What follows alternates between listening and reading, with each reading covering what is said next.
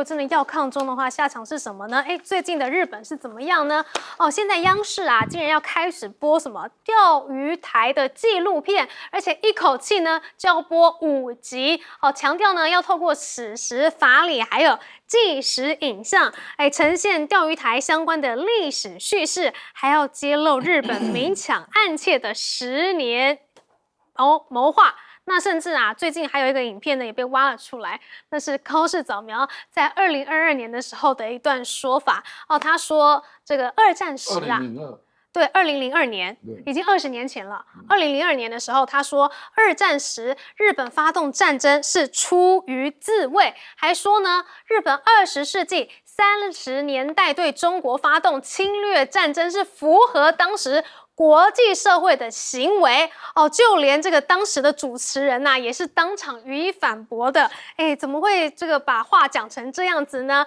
所以这就是日本，就是高市早苗他自己根深蒂固的想法吗？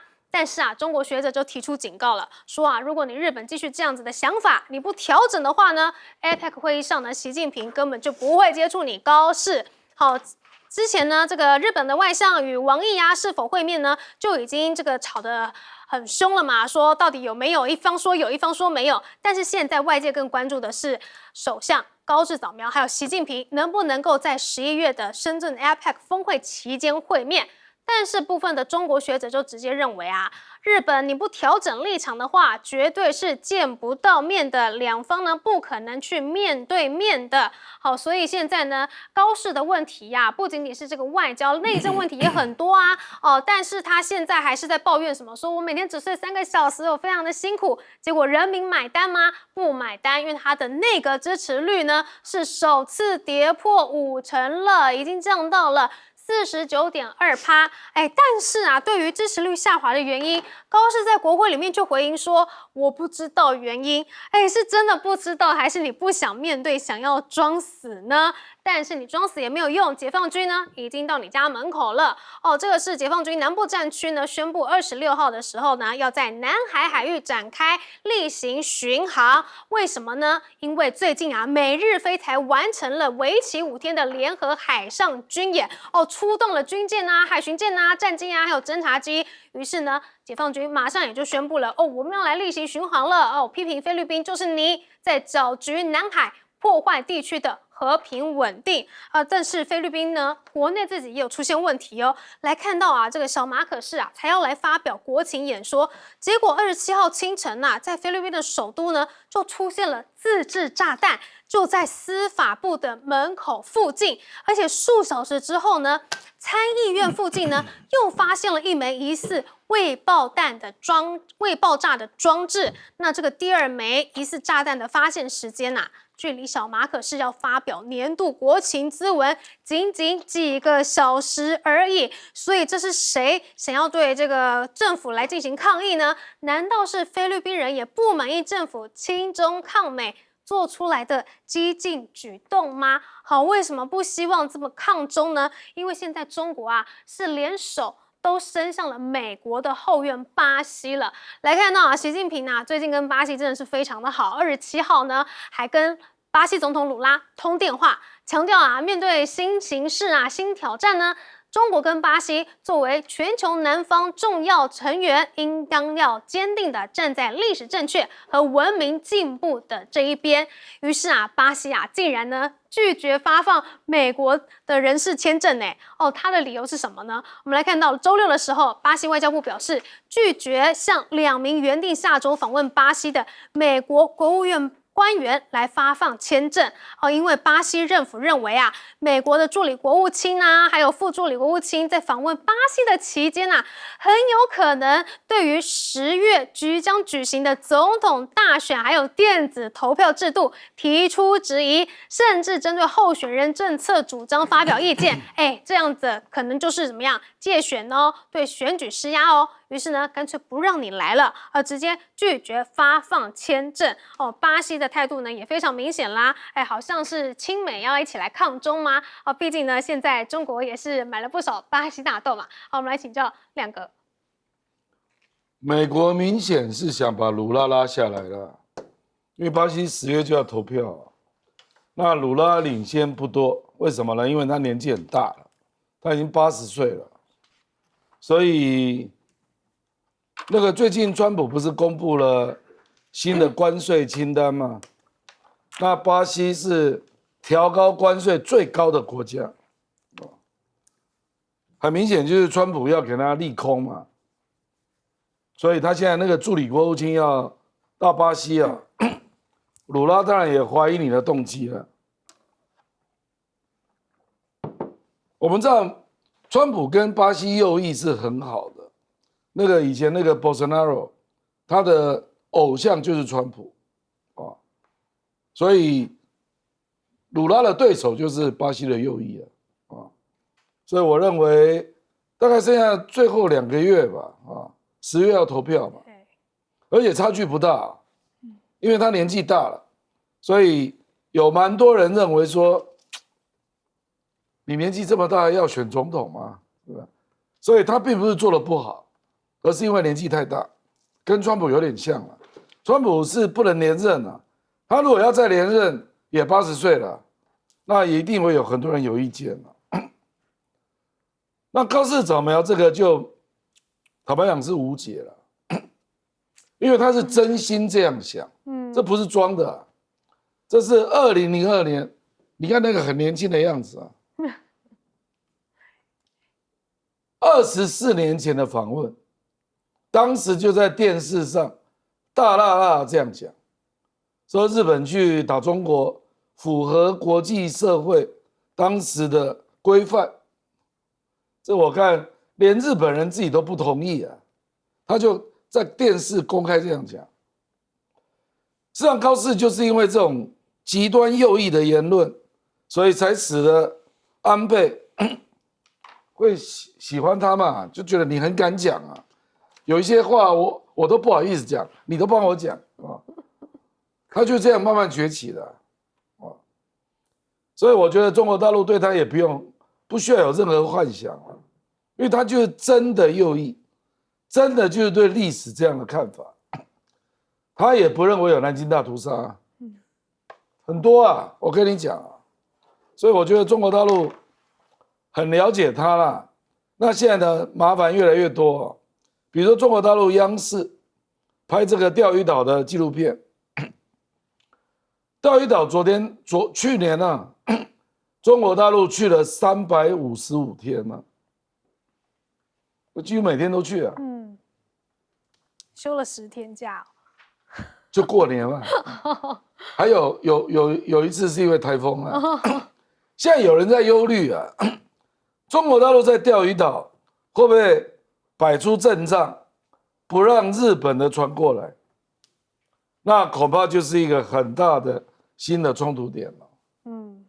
因为中国大陆在这里做这个动作，是基本上不需要做额外的解释了，因为本来就是主权之争嘛。那以中国大陆现在对高市早苗这么多意见呢，他会不会在这里做一个军事动作？我去年就已经来355天了。那日本有那个政府指示的渔船啊，就会过来嘛。那日本海上保安厅就会去做护航啊。那如果中国大陆对那个渔船攻击，或者是我们不要讲攻击了，要临检了，要扣留了，那日本保安厅的船跟中国的海警船会不会干仗？这可能性是存在的。真的就中日就一触即发了。好，我们休息一下，广告中马上回来。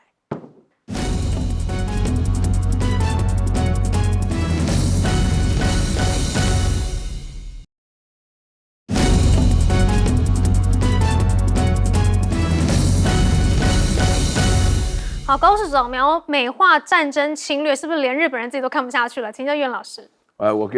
我觉得中日之间的问题非常严重啊！就我先告诉大家一个市场的数字啊，刚刚我查了一下，日元跟美元是163.55，然后所有的心理上就是什么，就是本来是163.57，现在5.55，我就讲说用 update 的这个消息来告诉大家，那日本人现在面临非常非常多的问题，这个大家都在谈啊。那但是日本现在的最大的问题就是日本的产业啊，没有以前能够出口很好，现在的话呢没有办法卖的东西，就是因为没有大陆的稀土。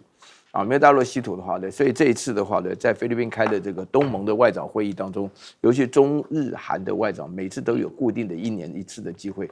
茂木敏充啊，也日本的外长的话呢，想尽办法要跟王毅，因为王毅日文非常好，他制造出来消息说我们有用日文打过招呼什么的。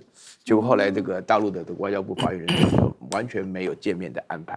同样的情况也会在这个 APEC 会议11月底的时候，在深圳那边召开的会议，也是有这种情况。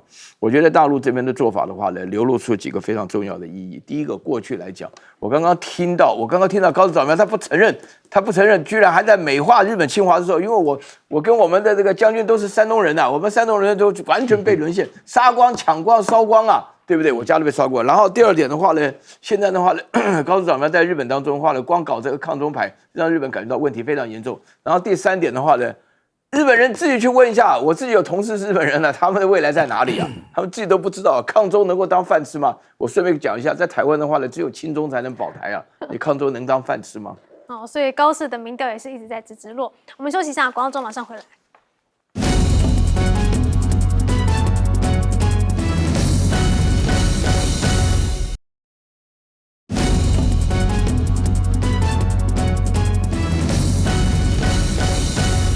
好，中日接下来的冲突就在钓鱼岛了吗？我们来请教张将军。那中国大陆对钓鱼台列屿，我认为它会3步走。第一个，它第一步已经到位的，就是它的海军的维权跟海警船的执法。刚才亮哥也讲，1年360天，它有360天，都在钓鱼岛附近的海域做活动，做维权。那他这样子，这个军事作为是做什么？就是要给媒体，他也把这些相关的记录，从历史的记录加上军事的这方面的记录，把它做成影片。做成影片一放送之后呢，这个就有点就是说，让大家的对钓鱼台的陌生慢慢进入认知状态之后就会凝聚共识。那这样钓鱼台的话，这个钓鱼台列屿在中国大陆的实控之下，海军跟海警船实控之下，慢慢变成整个大家的共识了，然后就变成真正的落实了。然后我认为这个会走个循环。那中国大陆所做的，它就是然后在媒体放送。那媒体放送完毕之后，又变成进一步的让凝聚人民对钓鱼台的这种共识跟认知，因为它整个是个循环。这个3步走是循环的3步走，这样的这钓鱼台就会整到时候变成紧牢牢控制在中国大陆的手上。好，另外我们来看到执政党最喜欢做的是什么呢？现在嘴上最常喊的就是什么抗中保台，但是保到现在到底是保了谁呢？我们来看看现在呢，请走对岸的，然后跟国台办密会的，好像都是你民进党的自己人呢。这一位呢，这个是民进党籍的前农委会副主委李退之，被知情人士爆料喽，说他近年来虽然是弃政从商，但是今年几次赴中国洽商，现场还看到了谁？国台办的人员呢？马上就触动了国安敏感的红色关系，引发了地方商界以及政坛人士疑虑，担心中共的统战触角已经伸向了绿营的前朝政务官。但是呢，你不是这个身为是前官员吗？你难道不知道你民进党自己是怎么样的态度吗？民进党说什么？所有的统战都所有的交流都是统战呢？那你怎么赖黄你自己人还天天跑北京跟国台办频繁的密会呢？难道是说是赖黄亲自下令的，要派台南帮的子弟兵去跟国台办去谈并购吗？那就情有可原了，我们错怪你了。但是好像不是这样子因为呢，有人爆料说这个李退之他常常打着说，我就是赖清德的救赎还说呢我是梁文杰的大学同学等等的名号恐怕引来国台办的兴趣来成为一个拉拢的对象。好，那梁文杰是怎么说的呢？真的是跟他是大学同学嘛？梁文杰说他跟李退之近年来是偶尔遇到，但不知道李现在是从事何种业务。李退之也没有向他提过对岸或者是台商的事情。那吴峥也说啦，说对中国而言呢，统战就是对台的既定政策哦，国人附中相关的交流都要小心啊，不要沦为统战的样板，也不要被中国的统战活动拿来利用。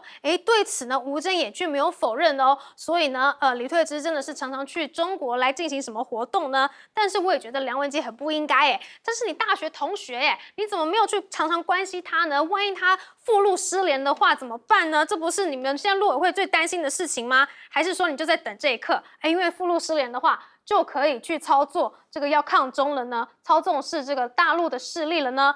所以我们来看看这起命案也是一样啊，被民进党操作成什么？操纵成是阿共的阴谋。这个是屏东县枋寮乡太原村24日呢，惊爆一起命案，那还说了这个可能攸关国家关键产业，因为是全台唯一制造战略金属重钨酸铵的这个金源钨业，56岁的黄姓董座竟然遭歹徒殴打，然后失血过多身亡所以这件事情震惊社会啊，甚至引发了国安层级还有特定势力介入的阴谋论就来看到这个公司是台湾唯一具备这个重钨酸铵生产能力的企业年产值大约是4000吨同时呢也从事什么钨金属炼制的回收再生，所以现在呢网络上就开始说啦为什么会这个重贵金属的老板被虐杀呢？是不是中共的阴谋呢？就连8·9也说啦，你看就在蓝白上凯道的同时发生了所以呢赶快把这个新闻扩出去吧，这一点很重要。还有人说这就是战争，这是第5纵队的警讯因为上个月中国才将钨给列为战略矿产，加强管制。还有人说台湾的唯一重要的供应商被暗杀了所以这个战争早就在无声无息之中开始了。但是听起来确实是很可怕的那我要问那警察你在哪里呢？你怎么没有保护这名董座呢？难道真的如果第5纵队来了，我们的台湾治安都没有得管吗？万一下一步去暗杀魏哲家怎么办呢？尤其呢，中共呢都已经这个针对台湾，把台湾的重要港口都复制出来了。我们来看看这个是不止总统府的朱日和基地已经有了嘛，现在就连苏澳基地也都被复制出来外媒分析就发现啦，说解放军呢现在打造了什么？打造了台湾总统府还有其他主要政府建筑的等比例模型，让官兵尽可能的在逼真的情境之下演练攻占首都，甚至这个演练规模和针对性是史无前例的。刚刚说到了这个总统府，其实之前就已经有了嘛，但是现在呢，它连台湾东北海岸关键枢纽，也就是苏澳海军基地呢，也复制出来了耶！而且港口呢还停泊一艘这个美国基德级驱逐舰的模型虽然苏澳不是台湾最大的海军之地，但是呢是东海岸的少数基地之一。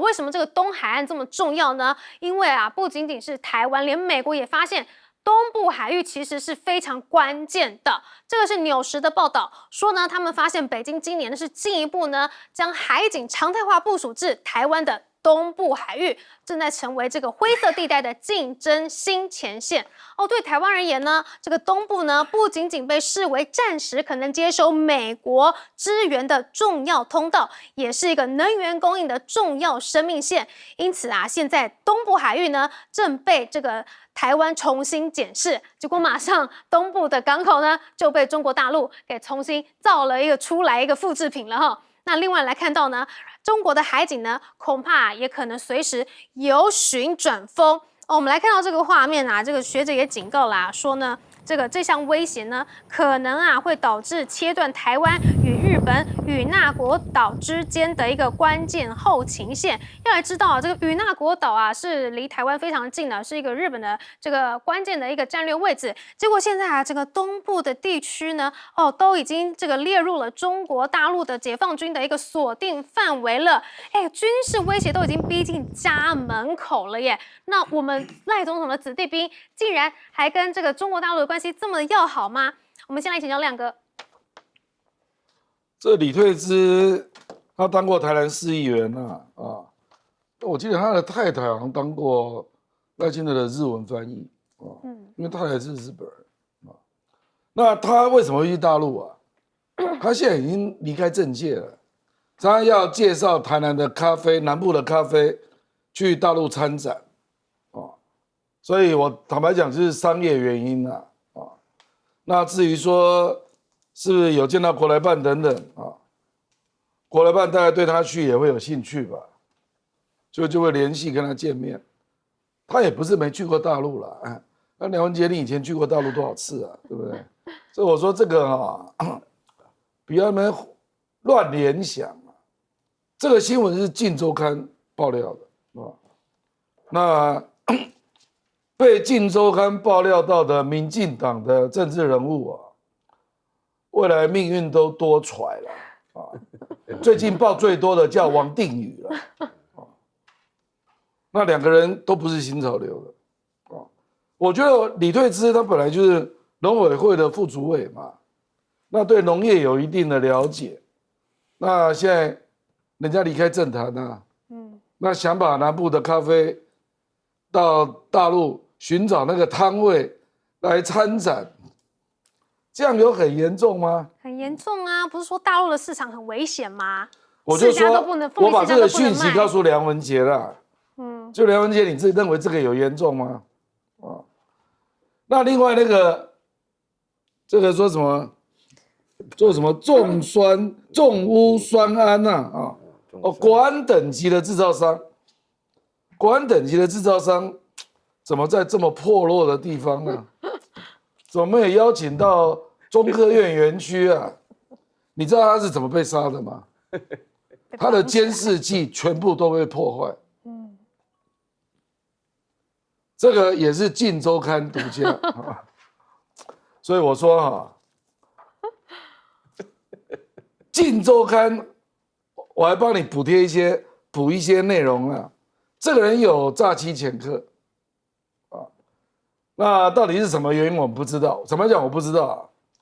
那《镜周刊》就写说他有这个诈骗的前科啊，那是不是因为这样骗过别人的钱啊，所以导致商业上的恩怨嘛？我觉得《镜周刊》的故事还比较完整，比你《自由时报》完整。你《自由时报》一扯就扯到，哇，是不是又跨境镇压？你太会编故事了吧？我觉得《镜周刊》写的还比较完整啊。台湾商业会不会有这种事啊？那如果说这个有关这个钨矿啊，钨矿确实中国大陆在管制出口到日本啊，确实是蛮重要的产业啊。那这个《自由时报》要不要追究一下？我们国安单位怎么没有提供特别的登录、特别的保护啊？那被杀了，在监视器找不到任何影片。对啊，很可怕这台湾治安到底怎么回事？不知道。好，不过我们要澄清一下，这个李退之的老婆她不是日本人啦，是台湾人啦，但是呢，她是什么台日文化友好交流基金会。我讲错了，对。我知道他日文很好啊。对，因为他跟日本的交流确实是非常频繁啦。他日文非常好，他是台湾人。好，接下来我们请教张将军。那中国大陆在内蒙古的朱日和演训场做了这个总统府等比例的模型，那这个就是特工特战用的，那里面的这些相关的陈设可能都有一点类似雷同。然后它这个不仅是这个等比例的这个具体的模型，就是多大的、多宽的、多高的都一样，还不要忘了连方位角都一样。那这样子的话，换句话就是它的考量的这个非常的详细哦，不是随便摆一摆、画一画就可以了。那这样子的话，是不是在特工？因为我们都知道中国大陆也有斩首战，他也知道要擒贼先擒王。那在这个状况之下，他又这个我们的总统府又是在市区，那个做纵深还有交通都受限，那这个很容易被特工潜伏的人员就可以在里面做隐匿、做隐藏。如果是个开阔的，看不到这个广阔的，一下就看到了。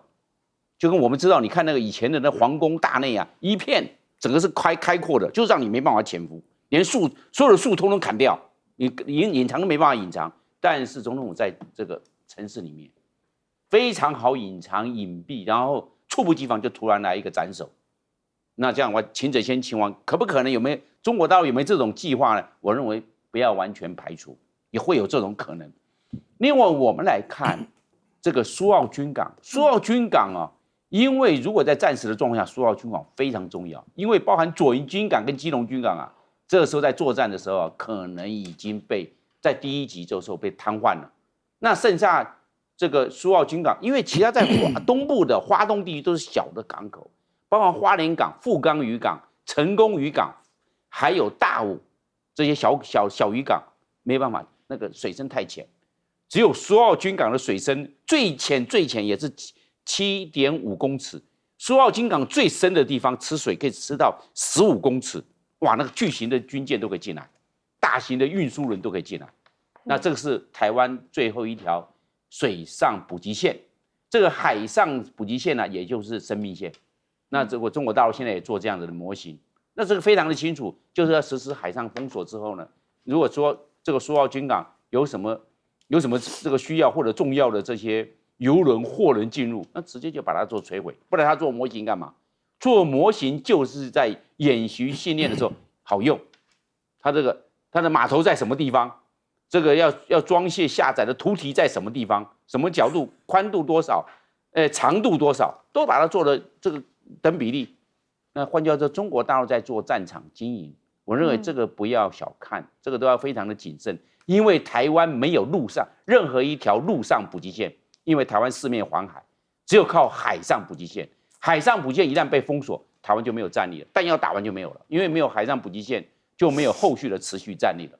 那这样的话会陷于极不利的战略态势。好，没错，这个台湾的这个能源安全也是依靠这一条东部的补给线啊。另外，我们来看到啊，这个李退之可以到中国大陆去来进行交流，但是为什么我们的政府却不让人民去进行交流？是不是个双标呢？请教岳老师。这个问到我特别合适啊，因为就是我平常在请假的时候就是梁文杰这边呢。就是我不晓得是不是真的，但是我们很多同仁都抱怨说，我们台大老师要出去，尤其是去大陆，因为我的关系，所以现在要加一道手续。这道手续我仔细看里面的内文呢，对你非常非常关爱，就是说你要留下你的电话号码，留下你住的地方，万一有什么事情的话呢，你要想尽一切办法透过各式各样回报，怕你失联，对，怕我失联什么的。好，我跟你讲我其实很想在大陆讲说。就要对着我爸爸妈妈喊了，你们不用担心我是玩得太高兴了跟你们几天没联络，马上就回来了就是真的是这种情况。我首先第一个，他们怕我失联的这种想法，梁文杰怕我失联了，我还怕他失联呢这个是这是第一个。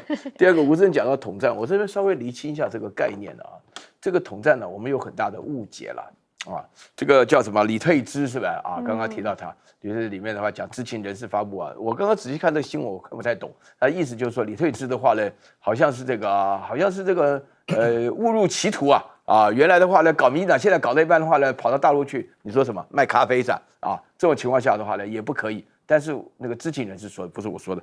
但是这个吴峥这边讲说这是统战，请大家搞清楚统战的全称叫统一战线。统一战线的话呢，是一个专有的这个原来的一个名词。这个名词是觉得说你是可以合在一起，大家同一边的人是团结的对象这个李退之各方面所有的人，除了少数上了名单的那些人，包含我们这边讲到什么梁文杰啦，或者什么沈博元什么这种什么样这些人的话呢他们不是统战的对象，其他的话都是团结的对象，这个一定要搞清楚。我每一次去大陆的时候班机班班客满每一个人彼此互道珍重不要成了失联人员。哪有这回事？根本就没有这回事。我在这边要强调一件事情，就是说对大陆来讲，尤其是对李退之来讲，你自己觉得说你现在不搞政治了，你要卖咖啡了，这个是自由的，你就是一个自由自在的人。那对于这件事情的诉求你应该要非常清楚的。至于说我刚刚提到，你刚刚讲到朱日和那边的这个，这本来就是如此那么前一阵的话，我们还讨论很多断网的消息。我觉得民进党断网这不分南北不分那个男女老幼也不分那个地域对不对？你一断网30天，我跟你讲，真的打起仗来的话，你打多久断就断多久。你知道感觉到战时嘛？你们拿了一大堆钱在那边买一大堆武器，对不对？那到时候又不敢直接面对情况。大陆这边情况的话呢，一边是棒子，一边是胡萝卜，本来就是这个样子这个有什么好讨论的？我们这边也跨出半个台湾来，把修的跟大陆一模一样了，好好攻击啊！我们做得到吗？你们准备打仗吗？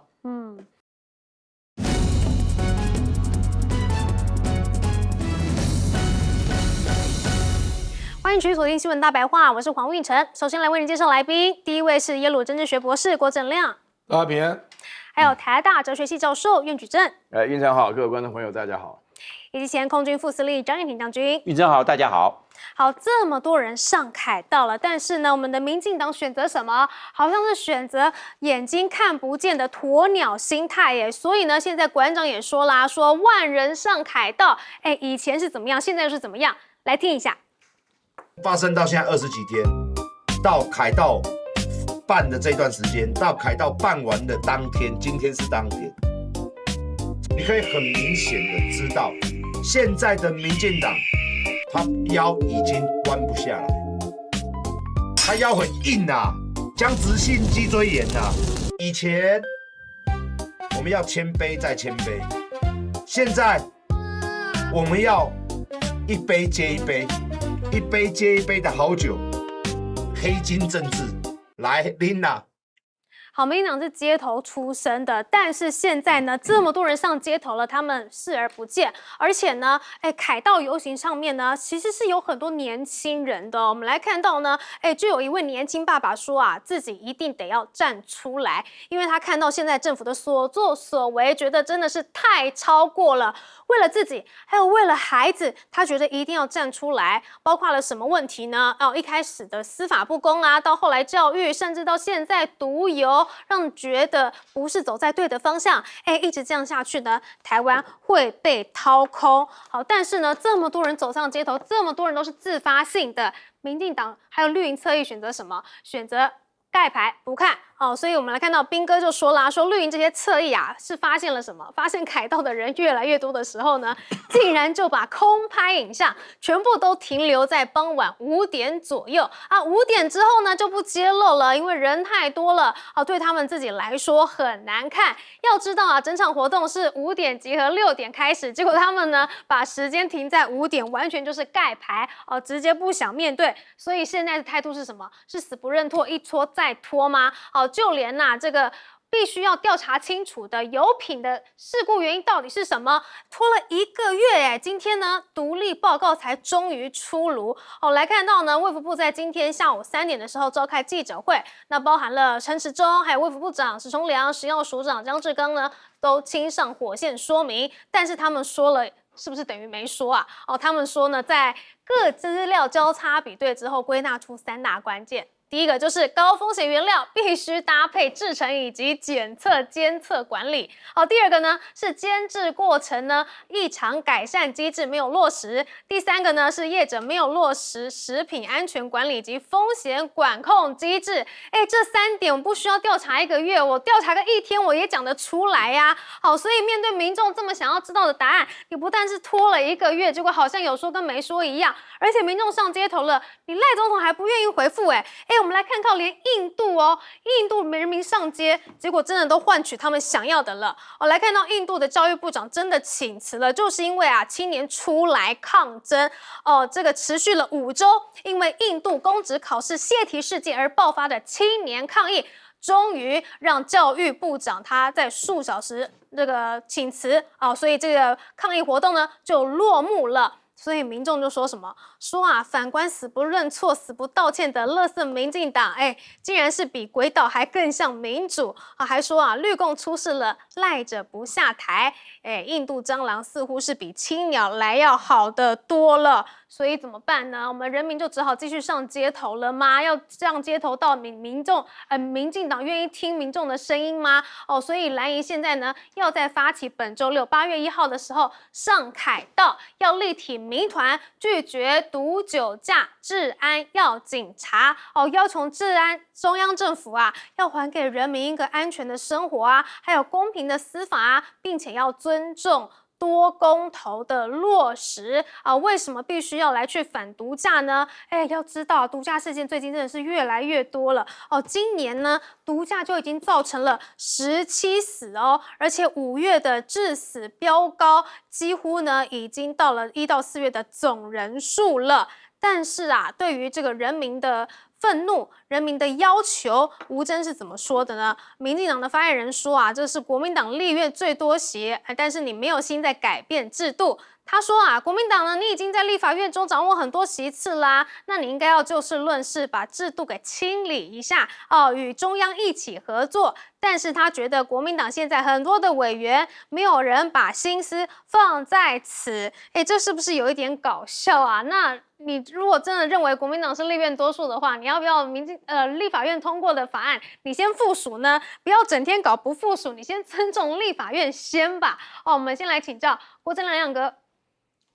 这个吴峥搞错了啦，有关毒驾加重刑罚那个法案已经过了啊，那党团决定跟民众站在一起，就是要增加这一个议题的分量嘛，就这样而已啦。哦，毒油跟这个不一样啦，毒油不知道怎么修啊，毒油恐怕不是修法的问题吧，是执政者的问题啦。那这个毒驾的问题，立法院有修法，这个我是确定的啊。我觉得这个谢阳斌讲的很对了，你不要以为这个事情啊，台湾各地都有同样的感觉。像我昨天就看历史哥啊，我跟历史哥在 LINE 啊，因为他住在高雄，然后他老爸是深绿，他说他老爸完全没有感觉。为什么？因为绿媒啊，完全没报，也不是完全没报，他最多他会报到6点左右。哦，那后面的镜头因为人太多了，这不行啊，这个不好解释啊。而且他报现场的时候，现场大部分是没有声音的。哦，所以你不要以为台北的感觉跟南部是一样的。据我的了解是云林以南。基本上的认知跟我们都不一样。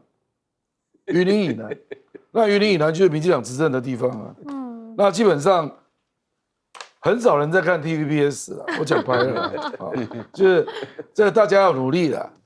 就他们都是看绿媒的啦。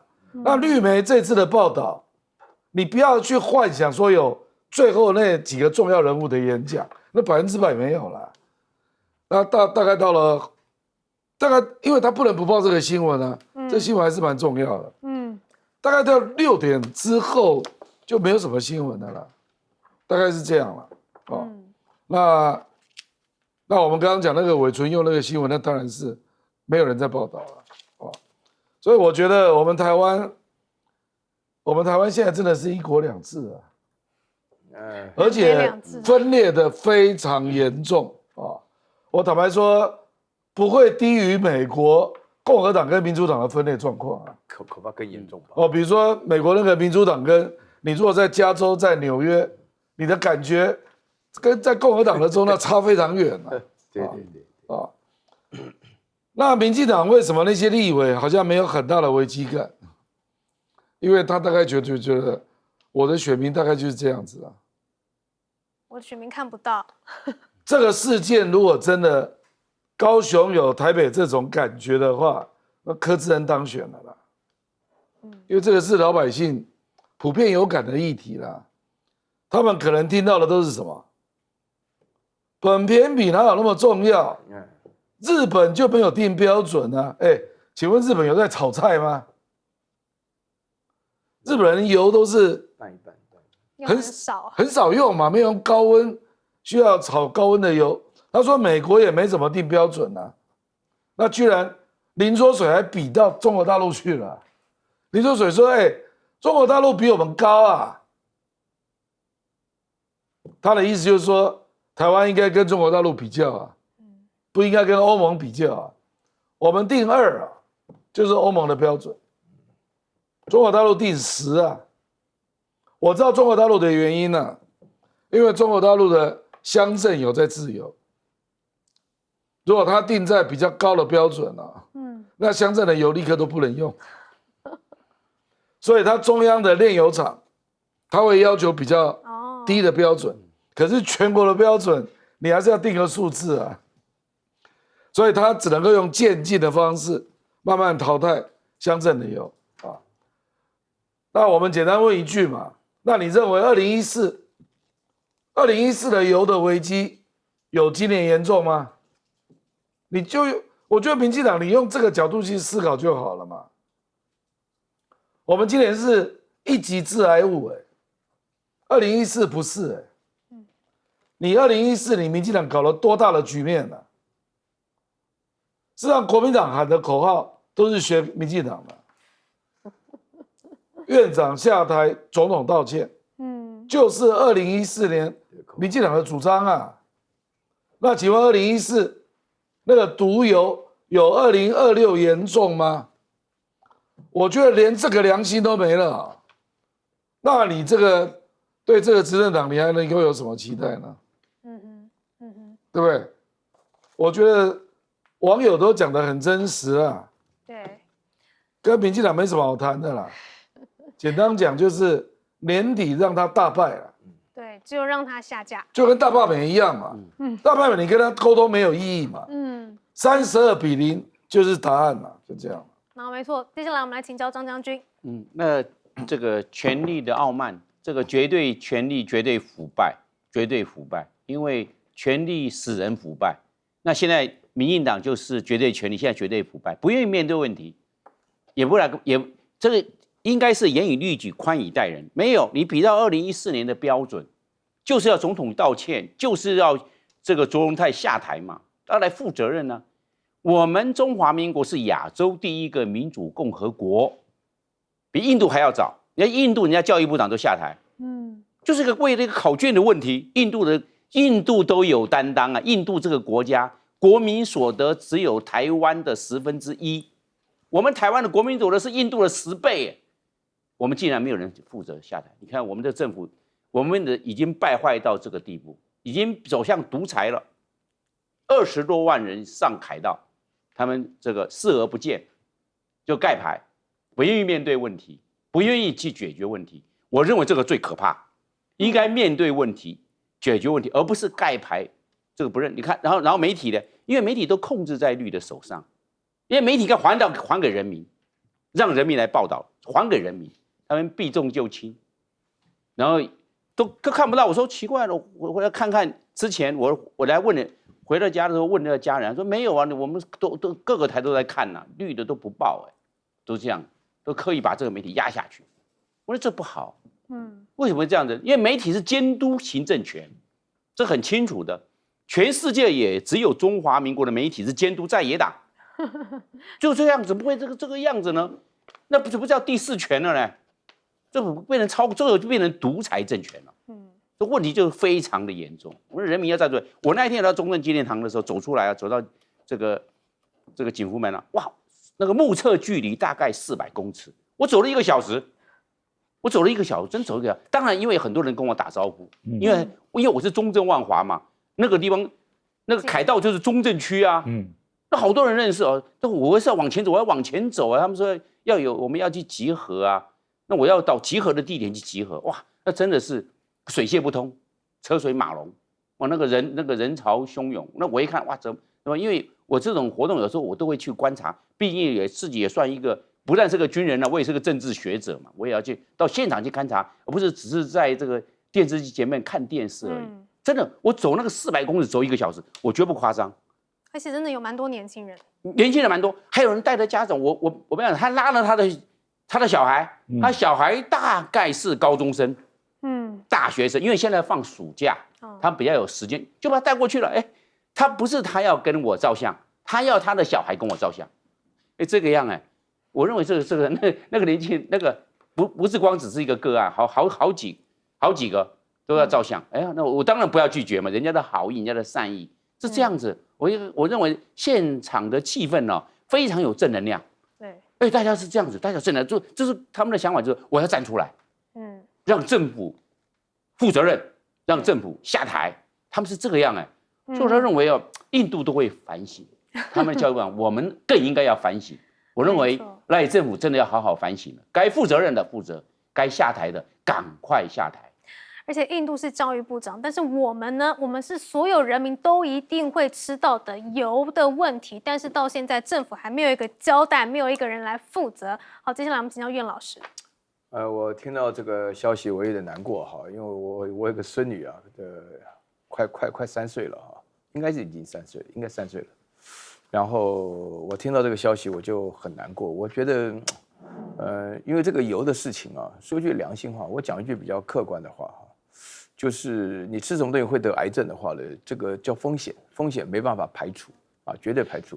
像我坐在这边的话呢，闻的这个 TVBS 空气都有可能万分之一的可能性致癌啊，这个。但是的话呢，这就涉及到一个基本的一个认知啊，就是你政府有专家嘛，否则要你政府干嘛呢？这个专家定出这个标准嘛，事先在我们吃这个油之前定标准。你定的标准的话呢，我们不要讲别的国家了，我们也不要说是扯别的事情啊，不要跟大陆比，也不要跟什么美国比、日本比啊，这个都不重要了，重要是你定这个标准。然后我听到陈建仁讲说喝水就好，那我就觉得说这个等于是回到了清朝时代了，任何事情。就是喝水就好，确实喝水蛮有用的，但是来自于一位陈建仁这个院士里面讲的事情，他应该先解释这个致癌物质是假的，我们以前立法是错误的啊，这个是第一点嘛，叫大家了解。然后第二点的话呢，我听到亮哥讲说什么我们1国2制是，我跟你讲啊，这个问题啊，其实讲起来非常有趣，因为我们号称是个启蒙的区域，我们的教育很发达，尤其是南部啊，他们啊科学园区啊什么的，读电机的人非常多啊。但是我觉得这里头出现这种认知啊，我觉得这个油啊，公共安全呢、食安呢，是属于每一个人的。那么大家在认知上来讲，居然还有人这样的解释，我觉得现在这个问题啊，不是说是讲到怎么问题啊什么的，真的问题，首先第一个要解决问题。你第二个的话呢，才是谈到说我们定这个标准啊，是不是高了，是不是低了，我们可以修法，这是第二部分。然后第三个部分的话呢，那就是强调，就是说以后的话呢，这个我们在政治上的做法上来讲啊，就不要有这种分裂，这种情况因为涉及到每一个人。不过我刚刚强调啊，我刚刚这个看到里面的问题的话呢，我听到亮哥一讲，我觉得民进党根本就不管你什么下台，你讲的下台是自愿知耻近乎勇的下台，对不起，没有廉耻，比选票。啊，我看到这种情况来讲，我说这我蛮悲观的。2028的时候，我们不排除这个赖清德会连任，这个可能性很大哦。啊，因为大家都会觉得说，你在这种控制媒体的情况下，以这种情况来讲，这是第二个问题。你就要比选票，我觉得说民主制度啊，也不是什么理性的制度，也不是什么最好的制度。民主制度就是一个自作自受的制度，大家一定要搞清楚这一点。然后第三个部分的话呢，我觉得这里头啊，当中有一个情况是非常重要的，就是说，我觉得看到那个发言人呢、那个吴峥的讲了很多话的时候呢，他基本上呢没有搞清楚一个真正要解决问题的心态。你不下台是一回事，你要展现出你解决问题的太基本的态度。那你现在的话讲的事情是又没人逼你吃，随便要你吃这个油，那我觉得这个话讲起来的话呢，我一听完就很难过。为什么呢？因为呢，说句良心话，这些不孝厂商他就是为了节省资本，那我们穷人买油就是买便宜的嘛，所以刚好两个凑在一起，那么就是没有办法跑掉啊，否则你到菜场要买油，要不然的话呢，外食的人是更惨，因为外食的人做的油是更便宜的油，所以说大家都一起倒霉吧。没错，真的是这样子，而且人民吃了这些毒油了之后，之后生病了之后还不是这样花国家的健保？为什么执政党都没有看到这些问题呢？